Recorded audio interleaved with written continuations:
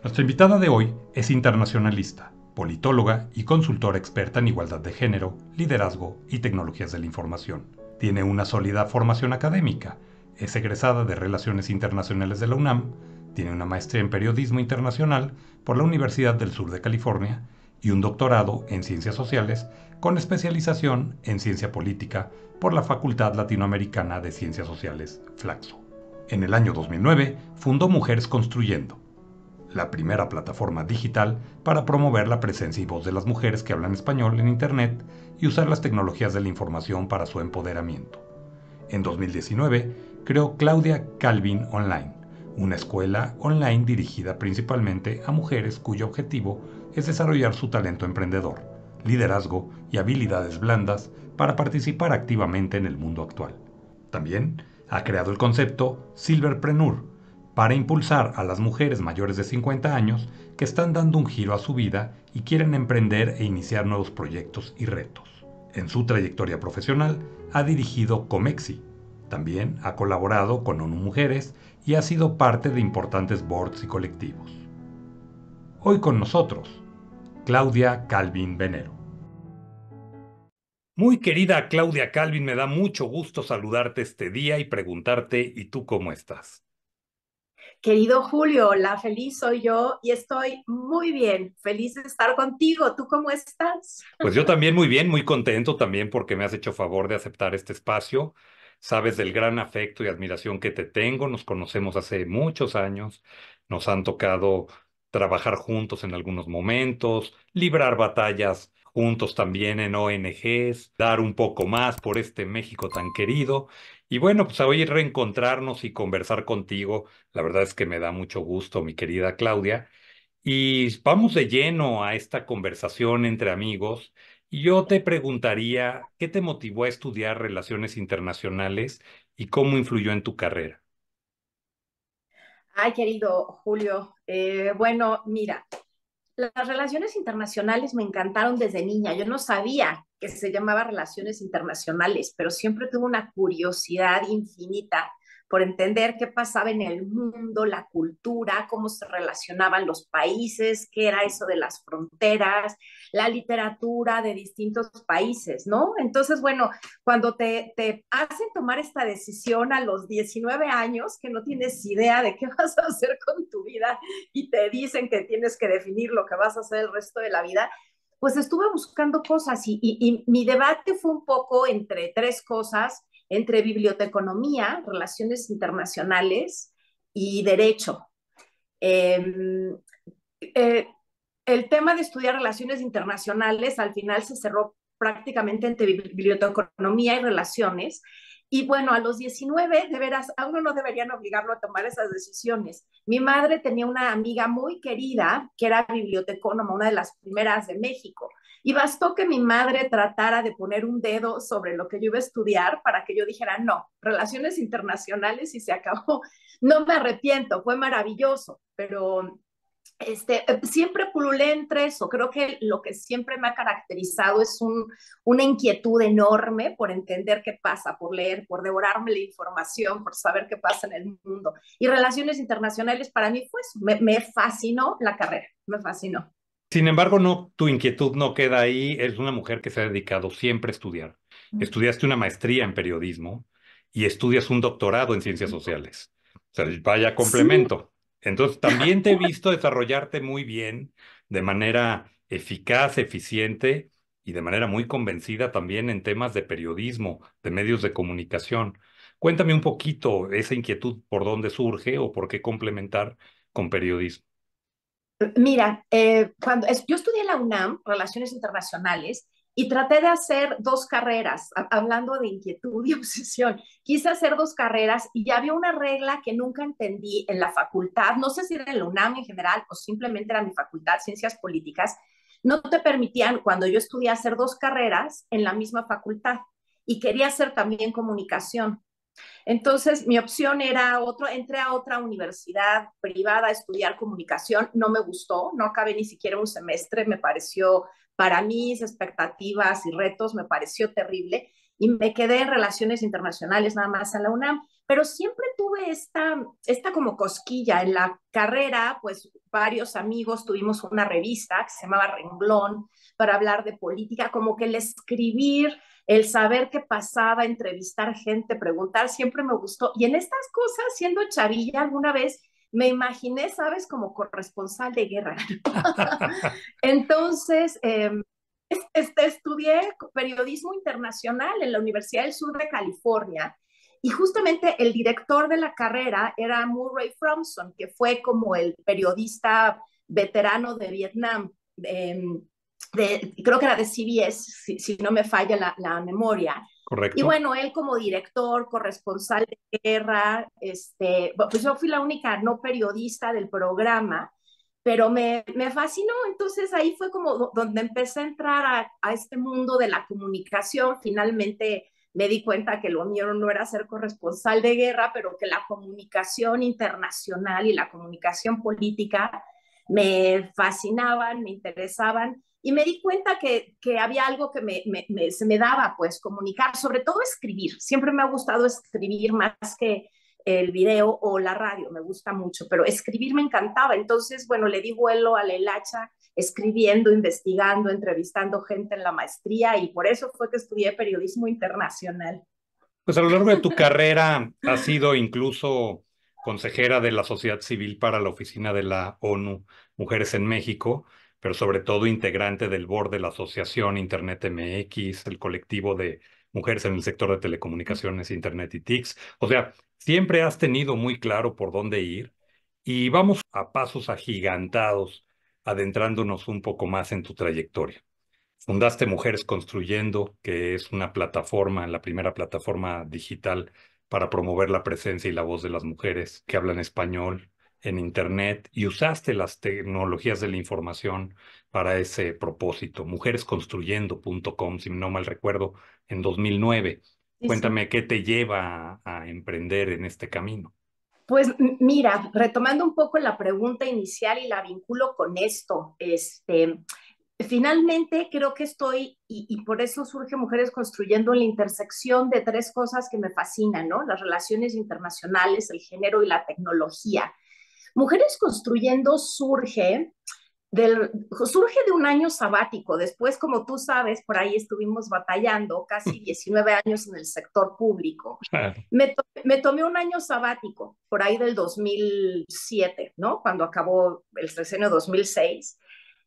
Acabé muy cansada, en fin, pasaron muchas cosas y regresé a dar clases a la carrera de comunicación justamente y mis alumnos fueron quienes me acabaron educando a mí, porque en los años que dejé de dar clases, bueno, pues no había Facebook para empezar, ¿no? Entonces, cuando llegué, mis alumnos eran todos digitales, yo les daba comunicación internacional, pero yo no tenía ni un blog.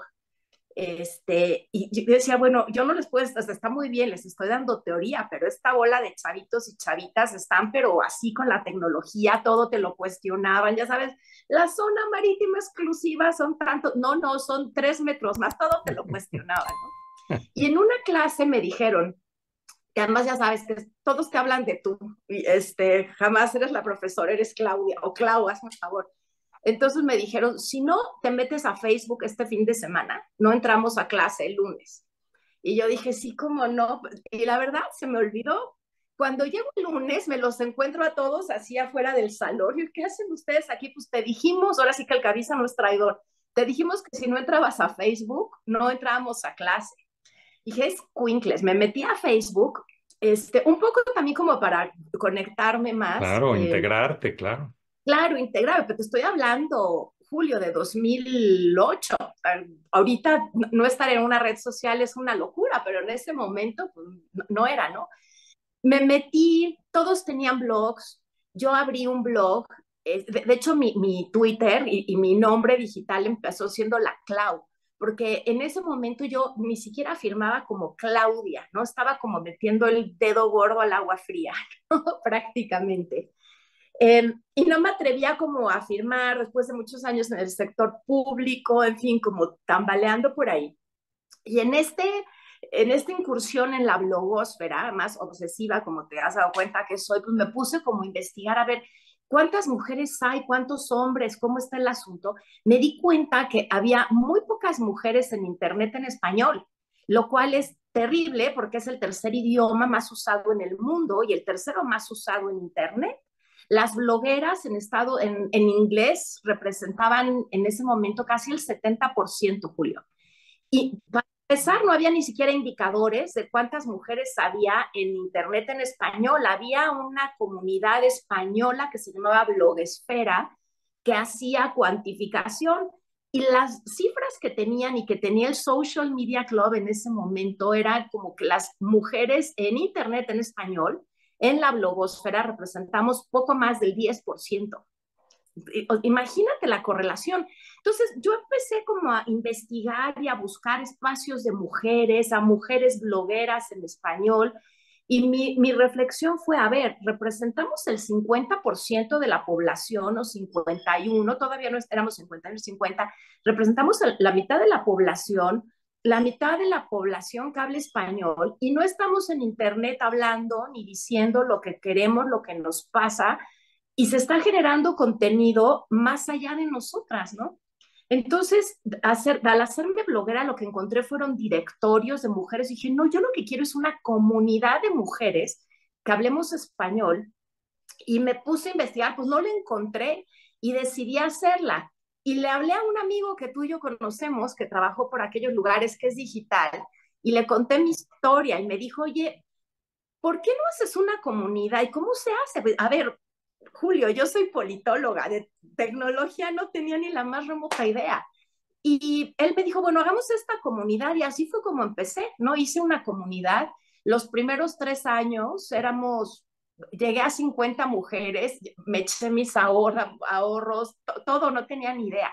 Dije, no, esto es un fracaso, qué cosa más terrible, no jalo a nadie. Pero bueno, después del tercer, cuarto año, pues se empezó a jalar. Hoy tenemos un ecosistema de más de 50,000 mujeres. Y el objetivo es precisamente usar la tecnología para darle visibilidad a las voces, proyectos, ideas y necesidades de las mujeres. Falta muchísimo por hacer, pero bueno, te estoy hablando de 2009, así que 2009 pues empecé a dar la batalla en el mundo de Internet que está lleno de testosterona, como bien sabes.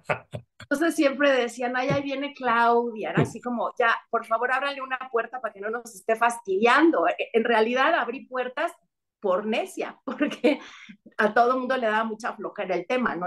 Claudia y la ¿qué tiene que ver la brecha digital de género? Y así fue como entré a ese tema. Entonces, Mujeres Construyendo es mi criatura, pero también fue como la punta de lanza para empezar a hablar del tema de brecha digital de género en América Latina, en fin, ese es el origen de Mujeres Construyendo.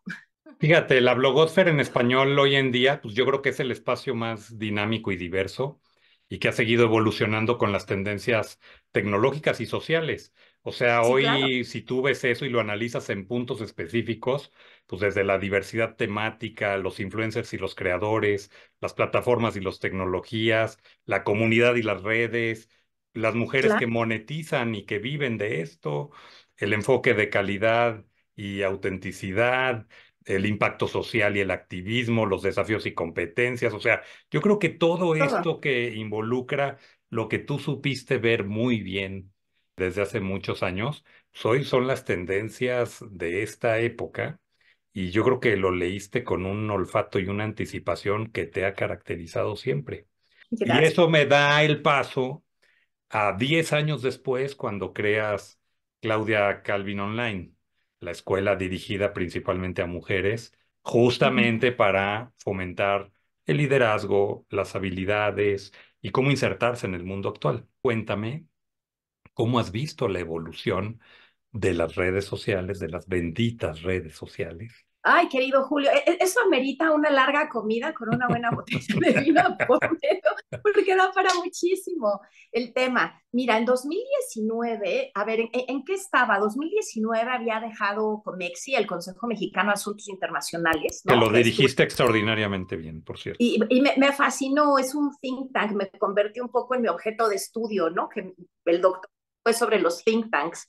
y el cabildeo, y bueno, me fascinaba este rollo. Dejando Comexi, eh, me encontré como en una dinámica. Yo creo que te pasa a ti, nos pasa, yo creo que a todas las personas. Yo me doy cuenta que como que cada 10 años me da por reinventarme, me da comezón en el alma, y necesito como empezar a hacer cosas.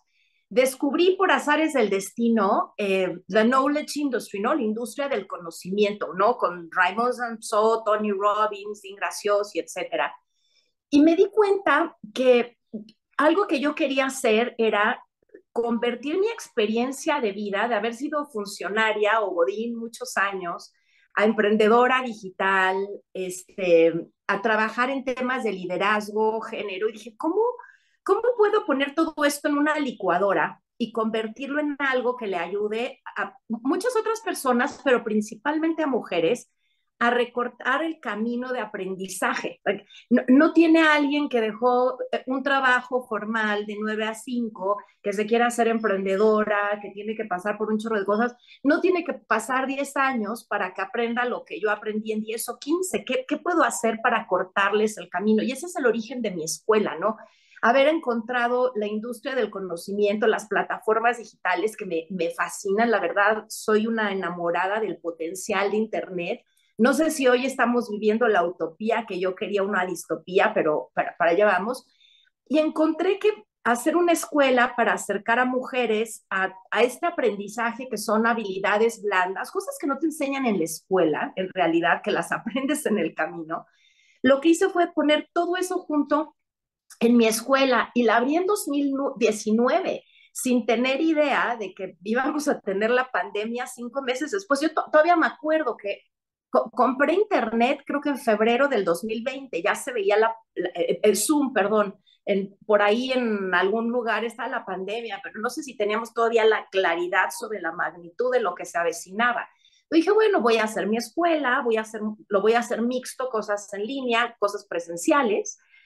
Y nada, pues el 17 de marzo, nos cerramos en México y yo sin haberlo previsto, pues ya tenía la escuela montada y tenía un programa montado para un año, que en lugar de hacerlo presencial, pues lo hice todo virtual, ¿no? Y así fue como surgió la escuela y bueno, me encantó porque tuve alumnas, en lugar de tener principalmente alumnas mexicanas, pues mis alumnas están por todos lados, desde Sudáfrica, ¿no? Tuve alumnas sudafricanas de Nueva Guinea, prácticamente todo el continente americano, Europa. Fue fantástico, fue un aprendizaje increíble, ¿no? Yo soy un caballero de la Edad Media, es decir, tengo más de 50 años.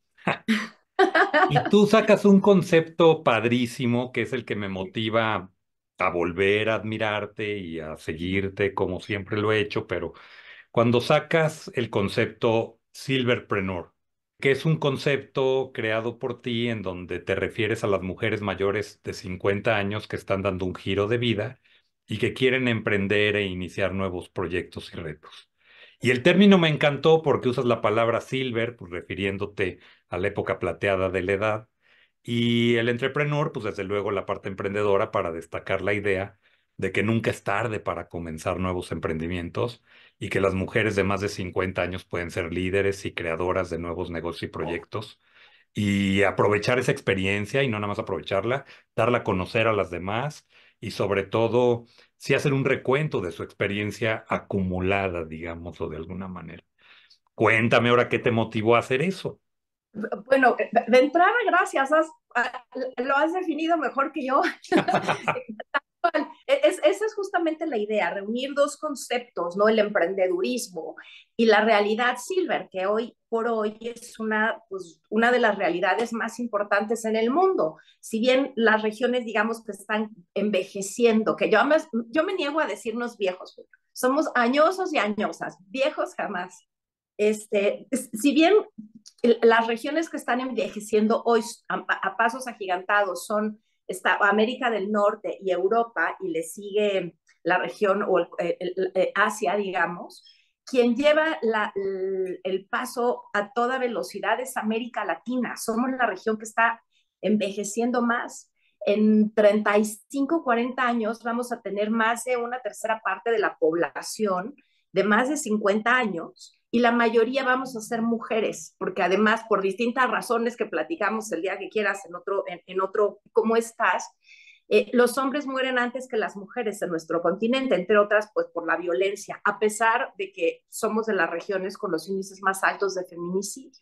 Entonces, empiezo a hacer datos y bueno, para esto, como ves, soy muy obsesiva, empiezo yo siempre con datos a investigar, Me me encanta. empiezo a dar cuenta de esto y digo, a ver, si la pobreza tiene cara de mujer, yo lo último que quiero es que en América Latina vivamos las mujeres viejas y empobrecidas. ¿Qué tenemos que hacer para revertir esto y que las mujeres empecemos a apropiarnos, uno, de la narrativa de la edad y dos, a construir digamos, un entorno económico de salud financiero personal que permita que lleguemos a la edad plateada o a la tercera edad o como decidamos llamarle, en buenas condiciones para vivir con salud y aportando a la sociedad, ¿no? Entonces, bueno, pues así es como surge, hablando e investigando un poco sobre la Silver Economy, pues darme cuenta de que además las mujeres que tenemos más de 50 por algo, bueno, no por alguna razón, por todo un constructo y una narrativa cultural, nos han dicho y nos hemos creído que después de los 50 los hombres son guapos y las mujeres viejas e inservibles. Y entonces, pues nada, me rehúso a que me digan que soy vieja e inservible y que porque tengo canas no me veo bien, que solo los hombres se ven bien. Yo creo que las canas son un símbolo de experiencia y nos ha costado a ti, a mí, a todas las personas, pues arrugas y una serie de cosas, vivir lo que hemos vivido con todos los errores, ¿no? Entonces, parte de lo que he hecho en los últimos años es precisamente rescatar el concepto de ser silver, de ser emprendedoras y empezar de nuevo, porque además muchas mujeres dicen, ¿y ahora qué hago? Y tenemos empresas, partidos, instituciones que dicen, no, bueno, pues si alguien tiene más de 50 hay que empezar a hacerlo a un lado. Y es no entender lo que está pasando en el mundo, que la economía necesita abrirse al talento y capacidad de las personas que tenemos más de 50 y que las mujeres de más de 50 también tenemos muchísimo que aportar. Ya hay muchas mujeres que piensan que porque dejaron de trabajar, tienen un nido vacío, ya no tienen nada que aportar. Y yo siempre digo, y a quien escuche tu programa, les recomiendo que lean la biografía de Madeleine Albright. Cuando la leí, la cabeza me explotó. Ella dijo que una de las cosas que más le sirvió como secretaria de Estado, y fue la primera secretaria de Estado en Estados Unidos, mujer, fue todo lo que hizo en la escuela primaria de sus hijos, porque ahí fue donde aprendió a negociar, donde aprendió a organizar eventos para hacer fundraising, donde aprendió a escuchar, donde aprendió cosas básicas que nunca le enseñaron en la escuela de diplomacia, las aprendió desde algo que mucha gente menosprecia, que son las soft skills que se desarrollan alrededor de la maternidad y la crianza, por ejemplo, ¿no? Entonces, parte de esta narrativa alrededor de las silverpreneurs es justamente reivindicar las carreras no lineales que tenemos las mujeres y reconocer y validar todo el aprendizaje no académico y no formal que podemos aportar a la sociedad, a las instituciones, a las empresas, ¿no?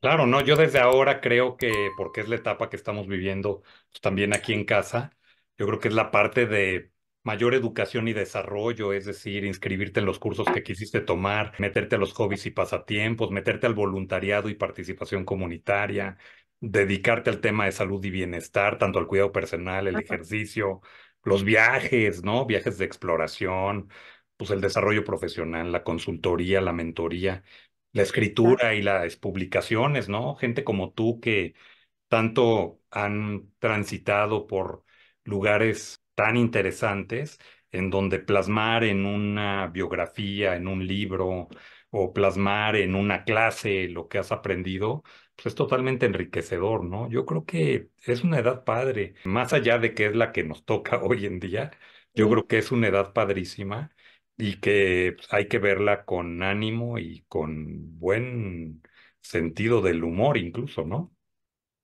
Con sentido del humor y creo que yo le llamaría o diría Julio con voluntad política, porque al final de lo que se trata o al principio es de integrar las distintas generaciones que vivimos hoy. Este asunto de que si no nos conectamos con generaciones más jóvenes, nos van a hacer delete y nos van a borrar. Ah, Pero los jóvenes también se están perdiendo la gran muchas cosas. oportunidad, claro. Claro, de conectar y aprender de nuestra experiencia y nosotros dejar este legado, ¿no? Es un poco lo que me llevó a mí en 2011 a crear Entre Todos, que es los chavos recién egresados de la universidad, ponerlos en contacto con los adultos mayores recién egresados de ser los CEOs de empresas. Mm. Entonces, pues aquella canción de experiencia y juventud, ¿no? O sea, 40 y 20 a lo mejor, pero, o sea, Sí, tiene claro. que ver un poco con tú qué sabes y qué experiencia adquiriste y tú, joven, qué estás innovando y conociendo que yo no alcancé a conocer. Entonces, pero bueno, yo creo que es un buen camino, pero fíjate, siempre te me adelantas, es que vas 10 kilómetros adelante, pero te iba a preguntar, ¿por qué consideras crucial que la transversalidad de la perspectiva de género en políticas públicas es fundamental? Y hablo de estas cosas, transversalidad de perspectiva de género, porque eres alguien que cada que te escucho desde hace 200 años que somos amigos, que me brindas este privilegio de ser tu amigo, pues la verdad es que te he escuchado hablar de esa transversalidad de perspectiva de género, en donde hablabas del análisis de género, de evaluar en las políticas públicas cómo afectan de manera diferente a hombres y mujeres, la participación equitativa, la acción afirmativa, pues la sensibilización y capacitación, monitorear los avances en las políticas públicas, es decir, no nada más diseñarlas, sino Ujú, cuánto hemos avanzado, tener números. Sí, tú que te gustan claro. los números, las cifras, la estadística. Cuéntame de eso, Clau. Julio, pues mira, es que yo diría, lo que me sorprende es que a lo largo de la historia, un mundo en el que hemos coexistido mujeres y hombres, no se hubiera tomado en consideración la realidad de las mujeres, que es distinta a la de los hombres, no es ni buena ni mala. Y yo empezaría por decir, porque yo sé que a mucha gente le da pánico el término igualdad o decir, ay, eres feminista. A ver, una persona que es feminista aboga por la igualdad y la defensa de los derechos de todas las personas y abogamos porque los derechos de las mujeres se hagan visibles porque han sido invisibilizados a lo largo de la historia. Entonces, hablar de transversalización de la perspectiva de género implica simplemente, que se dice simple, pero hay todo un debate político detrás, es entender cómo cada decisión y acción que se toma afecta de forma distinta a mujeres y hombres. La estructura laboral, por ejemplo, ¿no? Los horarios, bueno, la estructura laboral en la que vivimos fue diseñada por los hombres porque fueron quienes tomaron las decisiones por siglos y construyeron desde lo que quiera, la industrialización o recientemente, estos horarios de trabajo. Y en estos horarios de trabajo, las mujeres que se involucran no pueden cumplir con otras actividades que desarrollan, que en muchos casos es la crianza de los hijos, que hay que dividirla, ¿no? Si las mujeres entramos al espacio público, a los hombres les toca entrar al espacio privado. Este, pues simplemente porque son horarios en los que están los hijos en la escuela y se trabaja. Cuando una sociedad margina o deja de lado el talento de las mujeres, está perdiendo la capacidad de innovar, de crecer, de incorporar, de incluir. Entonces, transversalizar las decisiones con perspectiva de género, a la larga, a quienes benefician es a las mujeres, a los hombres y a la sociedad en conjunto, porque lo que haces es considerar qué le afecta a las mujeres, qué le afecta a los hombres y de qué manera encuentras un equilibrio que permita sumar talentos, ¿no? Cuando un hombre lleva a sus hijos a la escuela, todo el mundo le aplaude y dice, ay, qué lindo, fue a la kermés. La señora va a la kermés y dice, ya volvió a faltar. Te dije que no la contrataras, por eso no hay que contratar mujeres, porque nos hacen perder tiempo y recursos. Más bien, la pregunta debía ser, ¿qué tenemos que hacer para incorporar el talento de estas mujeres y permitir que su talento nos beneficie como empresa, como sociedad, como gobierno, como instituciones, ¿no? Implica cambiar la mirada, implica también ver, bueno, donde dices que hay amor y hay compromiso por la igualdad, pues en dónde están los presupuestos, ¿no?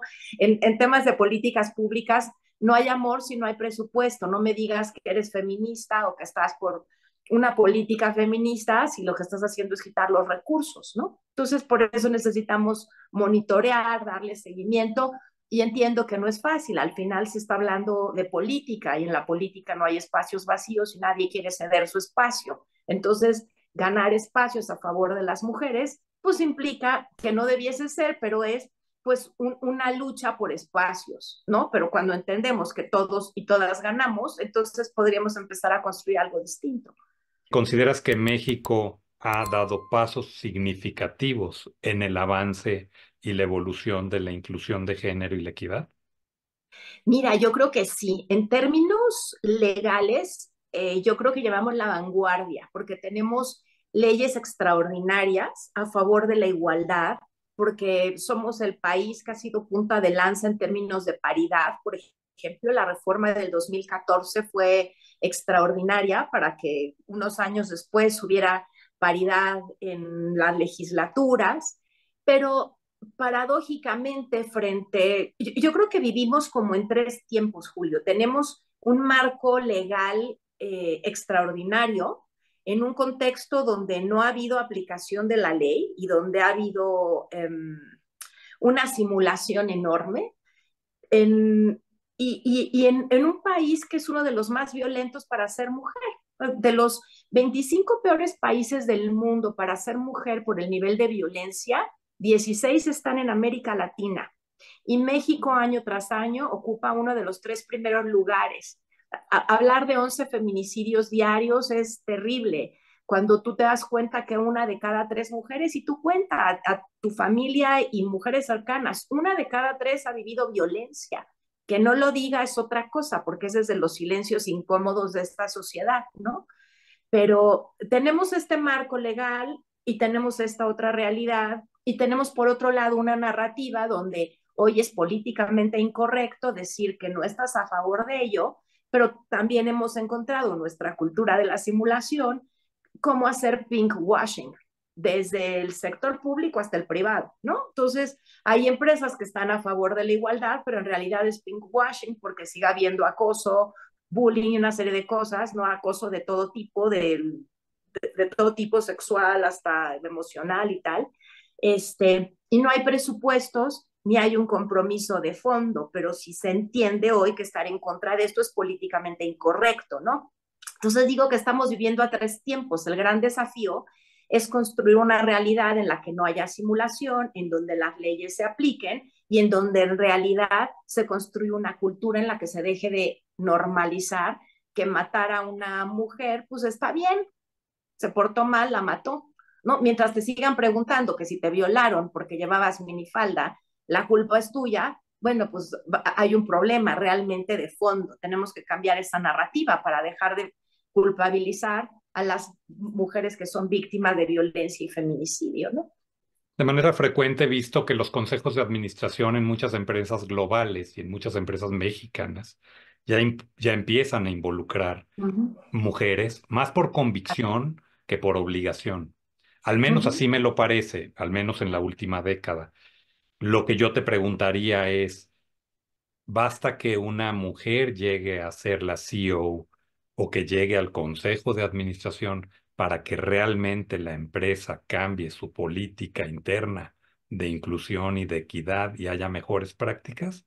Claro, es educación integral, Julio. Y mira, tomas un tema fundamental que a lo mejor yo desglosaría en dos sentidos. Hay estudios, no me acuerdo si es la Universidad de Bristol, eh, tengo que buscar la fuente, no me acuerdo, pero es una universidad británica que hizo un estudio súper interesante en el que da cuenta de que cuando una empresa incluye en el consejo de administración a una mujer, las posibilidades de bancarrota se reducen en 20%. Sí, claro, lo sé. La cifra es impresionante. Sí, sí, digamos, ese es un dato real. Por el otro también está el hecho de, y yo dividiría en dos, tener cuerpo de mujer no necesariamente es sinónimo de tener conciencia de género. Tener conciencia de género y de igualdad implica prepararse y capacitarse en igualdad de género, ¿no?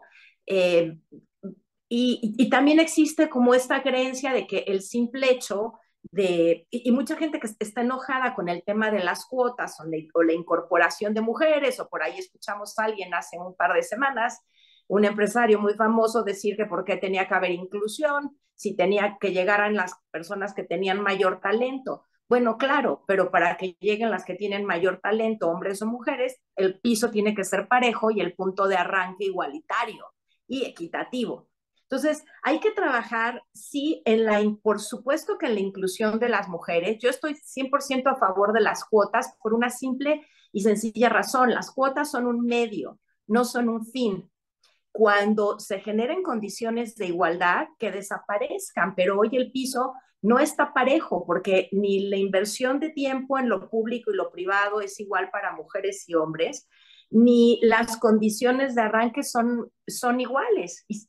Con este argumento dicen, bueno, pero llegan mujeres que no están capacitadas. Y yo digo, a ver, llevamos 2024 años de hombres no capacitados gobernando y nadie los cuestiona. Y hay muchos muy capacitados, pero hay unos que no y nadie cuestiona a los que no lo son, ¿no? Entonces, generemos condiciones de igualdad para acabar con las cuotas, pero hasta que eso no suceda, vamos a tener que tener acciones afirmativas.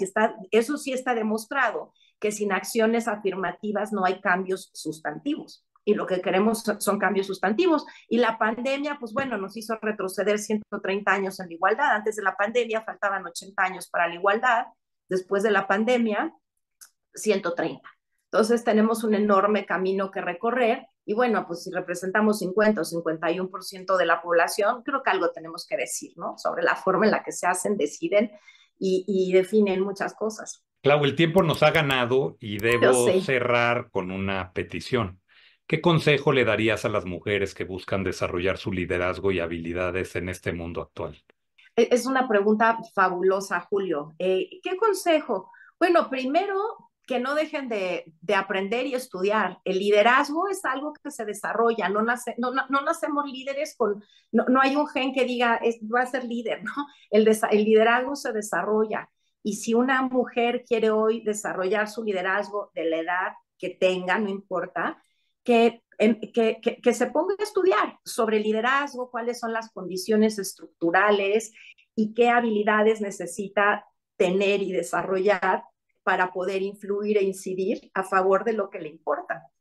Es algo que se aprende. No te va a llegar la iluminación de la noche a la mañana, ¿no? Hay que construirlo y el mejor día para hacerlo es hoy. No importa pueda. Querida Clau, pues la verdad es que me ha encantado platicar contigo, reencontrarnos. Siempre que nos vemos con gran gusto, recordamos siempre grandes momentos, pero siempre tenerte cerca, aprender de lo que nos comentas y nos has comentado el día de hoy es muy satisfactorio. Te lo agradezco mucho.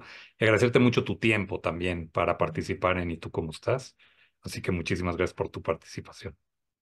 Querido Julio, al contrario, la agradecida soy yo. Me fascina este espacio que has construido para darle visibilidad a voces diversas, talentos y puntos de vista. Y eso es justo lo que necesita hoy el mundo, ¿no? Personas como tú que construyen diálogos y tienden puentes. Así que la agradecida soy yo de que me sumes al grupo de gente talentosa que ha pasado por esta cámara y a quien le has preguntado cómo estás tú. Yo espero que sigas muy, muy bien y que sigas sumando voces a este espacio maravilloso.